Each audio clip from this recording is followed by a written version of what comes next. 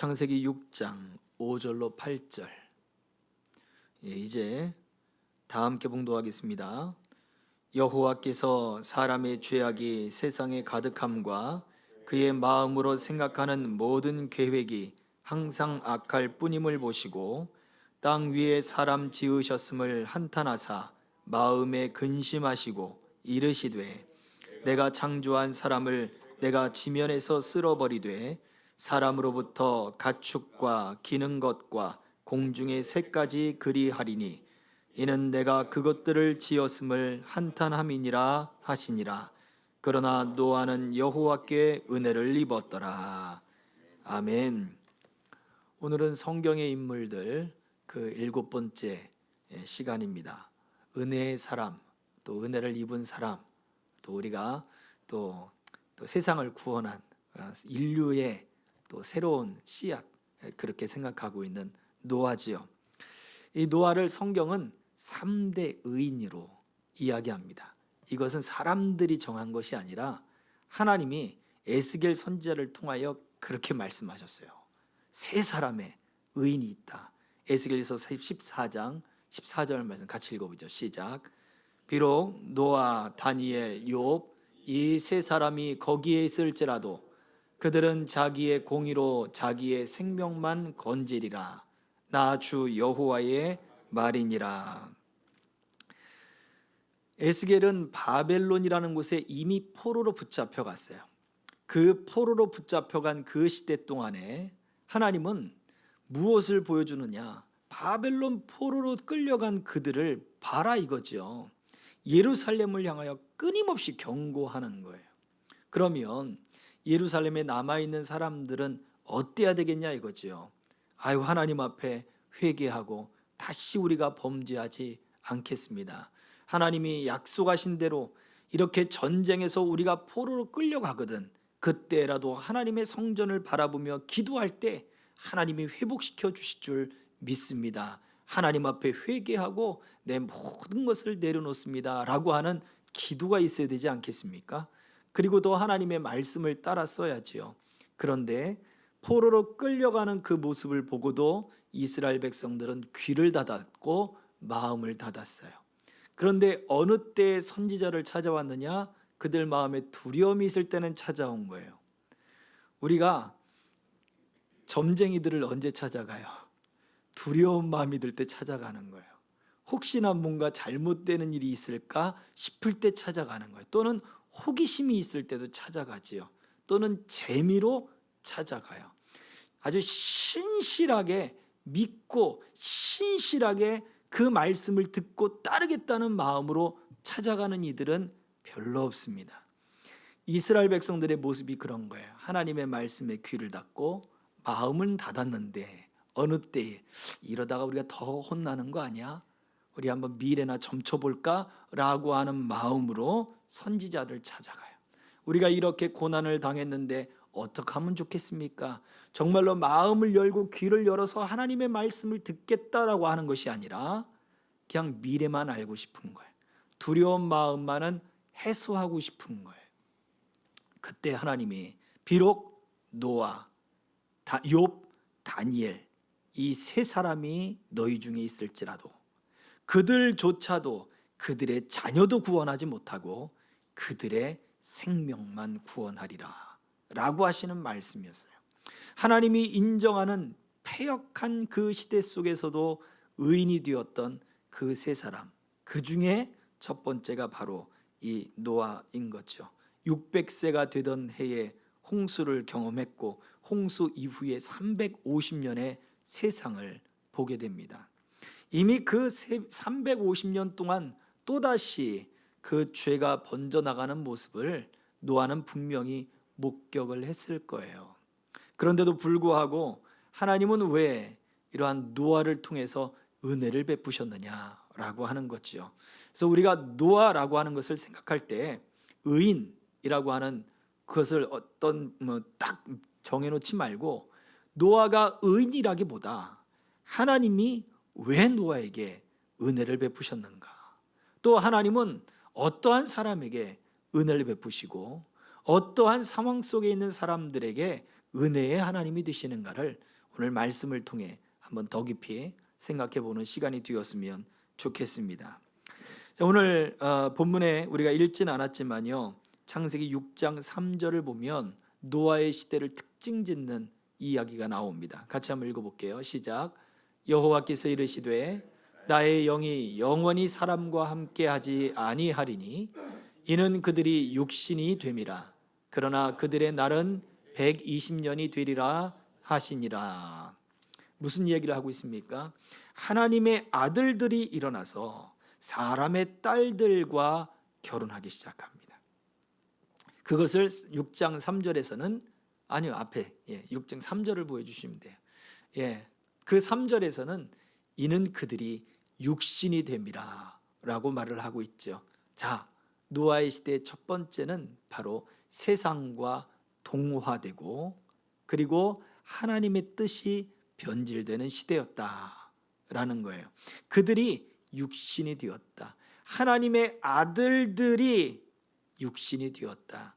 이 하나님의 아들들 또 사람의 딸들에 대한 이야기가 많은 추측이 있습니다. 그러나 전통적으로 하나님의 아들들은 하나님을 경외했던 셋의 후손들, 그 세상이 점점 어두워져 가고 있지만 그 가운데서도 하나님을 찬양하는 것을 대대손손 같이 이어나갔던 바로 그 가족들, 그 자녀들에게 또 신앙이 이어지고 그 자녀들에게 또 신앙이 이어지고 그들이 모여서 하나님을 찬양하던 사람들, 그 사람들을 하나님의 아들들로 표현을 하고 있어요.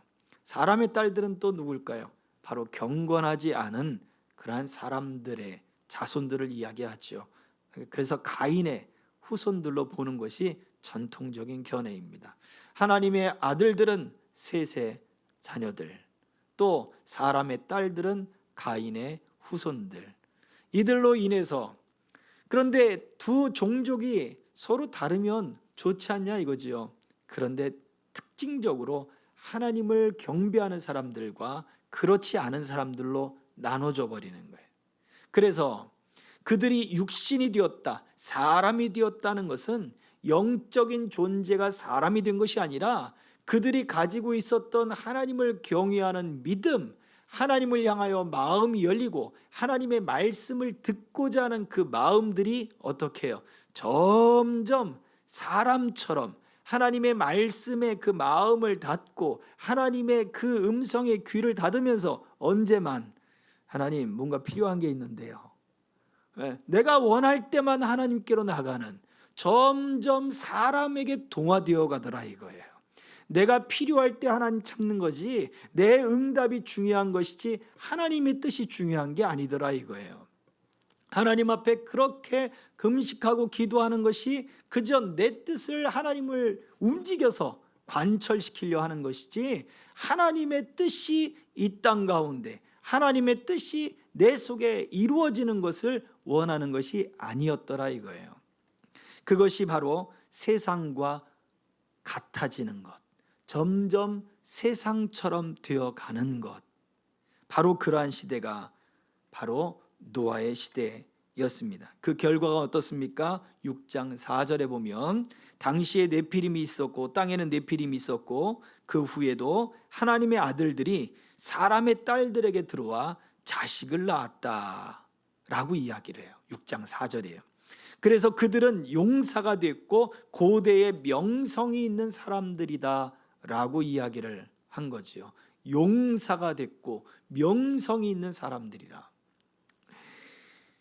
단순히 그저 이 네피림이라고 하는 것은 명예가 있고 아주 존귀하고 뛰어나고 용감하고 그런 사람들이 아니라 공격하는 사람, 약탈하는 사람, 살인하는 사람, 강도, 그런 의미들을 가지고 있는 것이지요. 하나님의 아들들이 사람의 딸들처럼 사람처럼 동화되고 하나님을 섬기는 것을 잊어버리고 변질이 되어 가니까 오히려 더 뛰어난 약탈자와 강도와 살인자들이 나오더라 이것입니다. 지금 이스라엘에 전쟁이 벌어지고 있죠. 누가 나쁜 사람들입니까? 누가 더 얼만큼 나쁜 죄를 지었습니까? 분간하기 어려운 거예요. 그러나 분명한 것은 반인륜적인 일들이 벌어지서는 결코 안 된다라고 하는 거죠. 종교라고 하는, 하나님이라고 하는 그 이름 아래 벌어지는 그런 싸움, 우크라이나, 러시아도 마찬가지였죠. 러시아 정교회에서 푸틴을 축복해주고 전쟁에 나가는 사람들 축복해주고 하나님의 뜻이다 이야기를 하면서 살육과 전쟁이 벌어지는 거예요. 과연 그것이 하나님의 뜻이겠습니까? 점점 이 네피림이라고 하는 것은 어찌 보면 우리 안에 하나님을 향한 뭐라 그럴까요? 무뎌짐과 그리고 하나님 까불지 마 라고 하는 어떠한 그러한 형태로 드러나는 바로 그런 오만함과 교만함, 신앙이라고 생각되어질 수 있지만 그것이 그 신앙의 포장이 되어서 어찌 보면 사람들보다 더 약탈하고 사람들보다 더 강도짓을 하고 사람보다 더 악랄한 그러한 모습들로 나타나는 것이 바로 그 모습 아니겠느냐라는 거예요. 하나님의 아들들이 점점 사람의 딸들과 동화되더라. 그 시대에 바로 노아가 있었던 것입니다. 자, 두 번째 노아의 시대의 특징을 또 생각해 보면은요. 6장 2절 같이 읽어봅니다. 시작. 하나님의 아들들이 사람의 딸들의 아름다움을 보고 자기들이 좋아하는 모든 여자를 아내로 삼는지라. 어떤 시대입니까? 외형적인 추구, 자기 중심적 욕망을 추구하는 시대였다 이거예요. 하나님의 아들들이 사람의 딸들의 무엇을 보았습니까? 아름다움을 본 거예요. 사람의 딸들의 외모를 본 거예요. 사람의 딸들을 보고 이야, 내 주변에서는 저런 거 보지 못했어. 바로 거기에 빠져들어가는 것이죠. 가인의 후손들은 이러한 문화에 특화된 사람들이었어요. 문화를 발달시키고 악기를 발달시키고 그리고 어떠한 그 철 연장들 이런 것들을 잘 다루는 모습들이 바로 가인의 후손들 속에 등장합니다. 그래서 재주가 참 많은 거예요. 그러니 그 후손들을 통해서 나타나는 여인들의 모습을 보면 이야, 기가 막힐 수 있는 거지요. 기가 막힐 수 있는 겁니다. 살살살 녹이면서 한번 그렇게 다가오면 그냥 마음이 노곤노곤해져 가는 거지요. 옛날 그런 얘기 있었죠. 서울 사람들이 부산 아가씨들하고 연애를 많이 한다는 그런 얘기 있잖아요. 부산 아가씨들의 그 사투리가 대구 부산 쪽의 사투리가 그랬어 예 그러지 않습니까? 아주 그냥 그 사투리를 들으면 무뚝뚝한 서울 남자들은 그냥 녹아요. 예.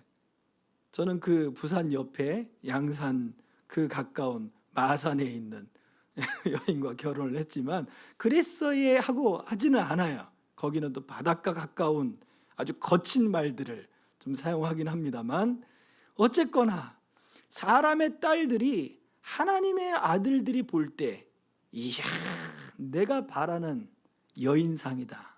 아니면 내가 정말 저것을 꼭 갖고 싶다라고 하는 자기의 욕구를 충족시킬 수 있을 것 같다라고 생각하는 거죠. 아담과 하와의 그 시절 때 하와에게 보여준 죄의 특성이 무엇입니까? 자꾸 보니까 참 보기에 좋은 거예요. 자꾸 또 보기에 좋으니까 먹기도 좋을 것 같은 거예요.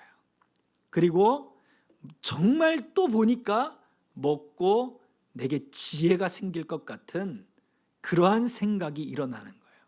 오늘날로 얘기하면 사탄이 뱀에게 들어가서 하와에게 가스라이팅을 한 거죠. 계속해서 바라보게 만들고 계속해서 탐스럽게 만들고 죄라고 하는 것은 그거예요. 끊임없이 욕구가 일어나게 만들어요. 끊임없이. 근데 그 욕구가 채워지질 않아요. 밑빠진 독같이 한 번 하면 욕구가 채워질 것 같지만 그렇지가 않아요.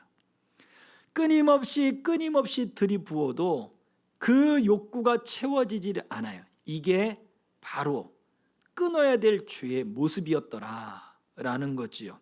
하나님의 아들들이 결국 추구해야 할 것은 죄의 욕구가 아니라 하나님이 우리에게 원하시는 거룩함의 욕구들이었던 거예요.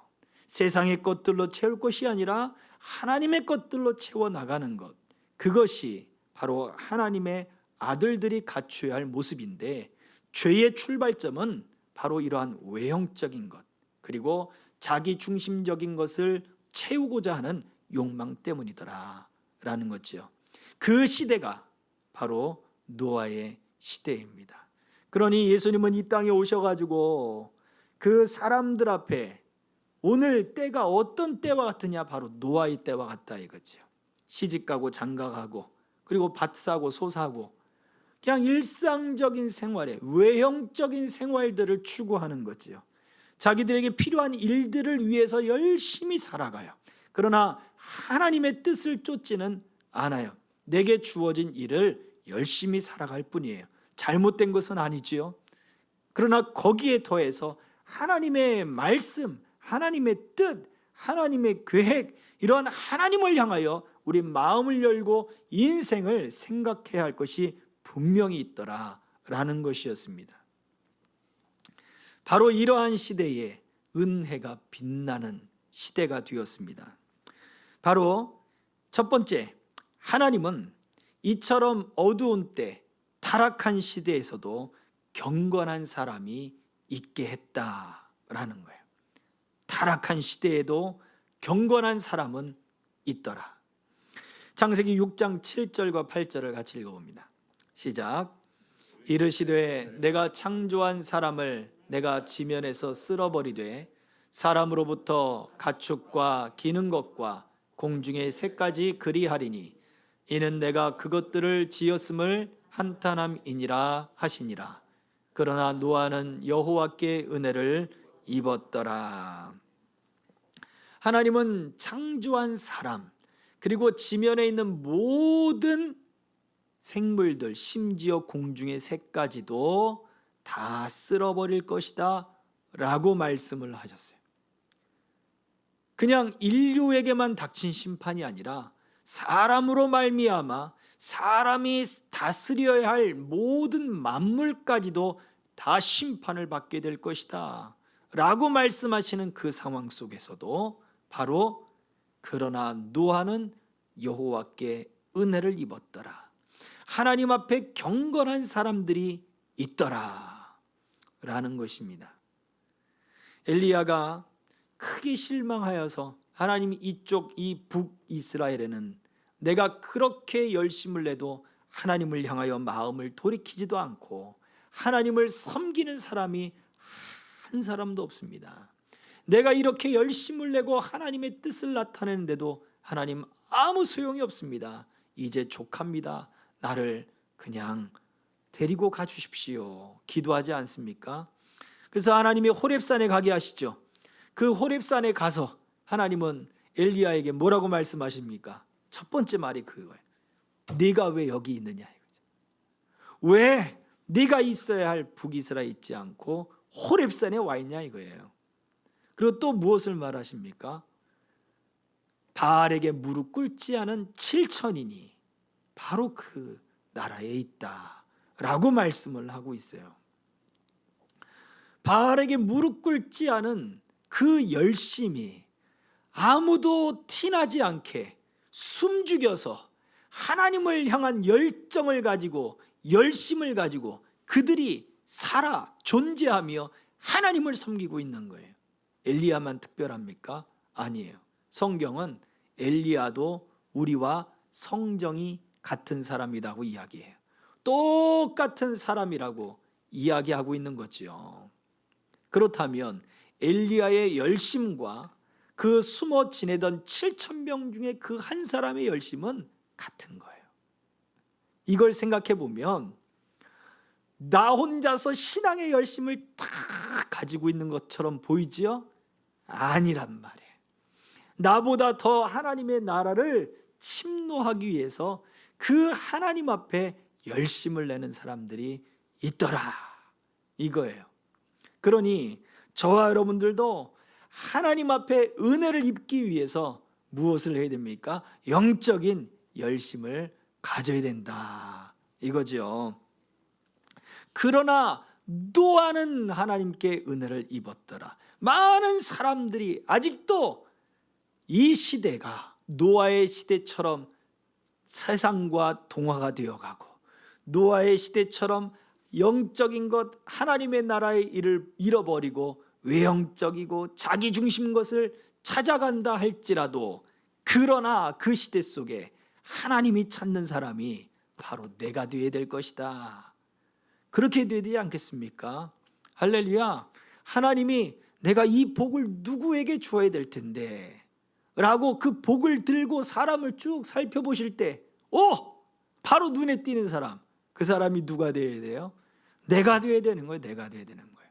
하나님이 기적을 베푸시려고 쫙 이제 움직이실 때, 하나님이 응답해 주실 때 누구가 눈에 띄어야 되는 거예요? 내가 눈에 띄어야 되는 거죠. 여호와께 은혜를 입었다라고 하는 이 말을 영어 성경을 보면 눈에 띄었다 이거예요. 하나님의 눈에. 하나님의 눈에 딱 띈 거예요. 기업을 경영해도 하나님의 눈에 띄고, 내가 먹든지 마시든지 무엇을 하든지 하나님의 눈에 띄어야 되는 거지요. 이 시대에 경건한 사람들이 있더라라는 것입니다. 하나님을 향한 순전함을 잃어버리지 않고, 또 하나님의 말씀하는 그대로 순종하는 거지요. 우리 아까 읽었습니다만, 그러나 사람의 연한이 120년이 되리라.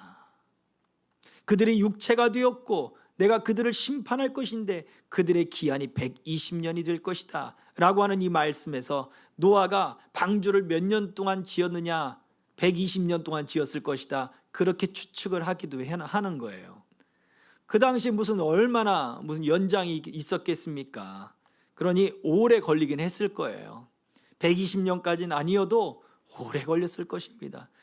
설사 120년이 걸렸다 하더라도 나무도 해오고 나무도 끌어오고 그러려면 충분히 그만큼 시간이 걸렸을 수도 있습니다. 그만큼 오랜 시간 동안 노아는 무엇을 했어요? 사람들의 손가락질을 그냥 지나버리는 거예요. 왜요? 하나님이 하라고 말씀하셨으니까. 하나님의 말씀대로 미련하게 순종하는 거예요. 왜요? 하나님이 내게 말씀하셨으니까. 하나님이 명령하셨으니까. 하나님의 말씀대로 나는 순종하리라. 미련한 것처럼 보여도 하나님이 찾으시는 사람이 내가 되기 위해서 나는 순종하리라. 그것이 바로 노아의 모습이었습니다. 저와 여러분들이 하나님의 눈에 띄는 것, 그렇게 이 시대에, 노아 같은 이 시대에 저와 여러분들이 세상이 볼 때 미련해 보이고 손가락질을 한다 하더라도, 저와 여러분들의 마음은 하나님께로 마음이 열리고 하나님의 말씀에 귀가 열려서 하나님의 말씀에는 순종하는 저와 여러분들 되시기를 주의 이름으로 축복합니다. 두 번째, 이러한 타락한 시대에서도 하나님은 여전히 일을 하시고 계시다는 거죠. 하나님의 손이, 보이지 않는 손이 돌보시고 계신다는 거예요. 창세기 6장 1절 같이 읽어봅니다. 시작. 사람이 땅 위에 번성하기 시작할 때에 그들에게서 딸들이 나니.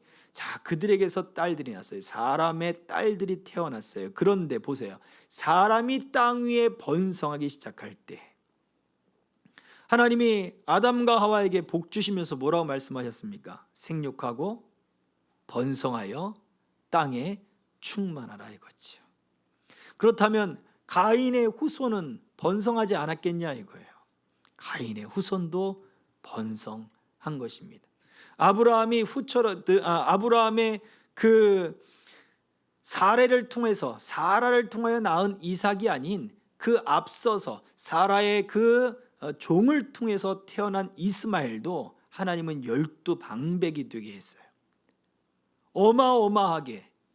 먼저 이삭의 아들들이 성장하는 것보다 더 먼저 이스마엘의 아들들은 성장하고 번성하고 땅을 확대시켰단 말이에요. 하나님이 그렇게 해주시겠다고 약속해 주셨어요. 이것을 볼 때 하나님은 그 죄 때문에 하나님의 약속이 막히지 않게끔 하시는 거예요.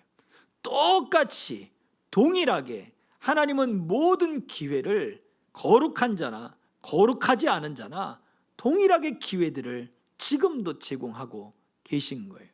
그런데 그 기회를 거룩한 사람들은 붙잡게 됩니다. 그러나 하나님을 찾지 않는 사람들은 그 기회를 잃어버리고 붙잡지 않게 됨으로 말미암아 자기 스스로 하나님이 주신 기회를 안 잡았으니 죄에 죄를 더하는 거예요. 불순종에 나갈 때마다 죄를 쌓게 되는 것이죠. 디도서 2장 11절 12절에서는 이렇게 말씀을 하고 있습니다. 다 같이 읽어봅니다. 시작. 모든 사람에게 구원을 주시는 하나님의 은혜가 나타나 우리를 양육하시되 경건하지 않은 것과 이 세상 정욕을 다 버리고 신중함과 의로움과 경건함으로 이 세상에 살고. 하나님의 은혜가 나타났더니 세상의 정욕을 버리고 그리고 신중함과 의로움과 경건함으로 이 세상에 살도록 만드셨다라고 했어요. 그 하나님의 은혜는 구약에 나타나지 않은, 바로 구약은 그림자로서 우리에게 보여준 예수 그리스도가 우리에게는 복음으로, 실체로, 기쁜 소식으로 우리에게 나타났다는 거예요. 그러니 우리는 그 죄에 대하여 얼마든지 회개하며 우리 하나님을 붙잡을 수 있는 은혜가 있게 되는 것입니다. 로마서 5장 20절 21절입니다. 같이 읽습니다. 시작. 율법이 들어온 것은 범죄를 더하게 하려 함이라. 그러나 죄가 더한 곳에 은혜가 더욱 넘쳤나니 이는 죄가 사망 안에서 왕노릇한 것 같이 은혜도 또한 의로 말미암아 왕노릇하여 우리 주 예수 그리스도로 말미암아 영생에 이르게 하려 함이라. 아멘. 전에는 죄가 우리 안에서 왕노릇했다 이거예요. 그런데 그 죄 위에 하나님이 은혜를 덮어주셨어요. 그랬더니 이제는 예수 그리스도가 우리 안에서 왕노릇하도록 만드시고 바꾸시더라 라는 거예요. 세상이 그래서 어두울수록, 그래서 어려울수록, 그리고 환경이 악할수록 하나님의 은혜가 더 빛나게 되는 거예요. 저와 여러분들에게도 마찬가지입니다. 그 죄가, 그 약함이, 또 그 어려움이, 아픔이 있었기에 하나님의 은혜를 더 귀하고 값지게 바라볼 수 있더라라는 것입니다. 저와 여러분들 그래서 노아처럼 빛난 은혜의 사람이 되기를 주의 이름으로 축복합니다. 환경 때문에 실망하지 마십시오. 말씀을 정리합니다. 은혜가 더 빛나는 것은 바로 시대가 어둡기 때문이다. 그 어두운 시대에도 경건한 사람은 있더라. 그 어두운 시대에도 하나님의 손은 멈추지 않더라.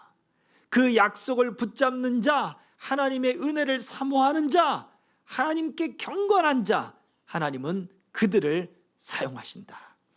저와 여러분들이 바로 그 은혜의 사람이요, 하나님께 붙들린 사람이요, 하나님 앞에 쓰임받는 모든 인물들 되시기를 주의 이름으로 축복합니다. 아멘. 우리 같이 복음성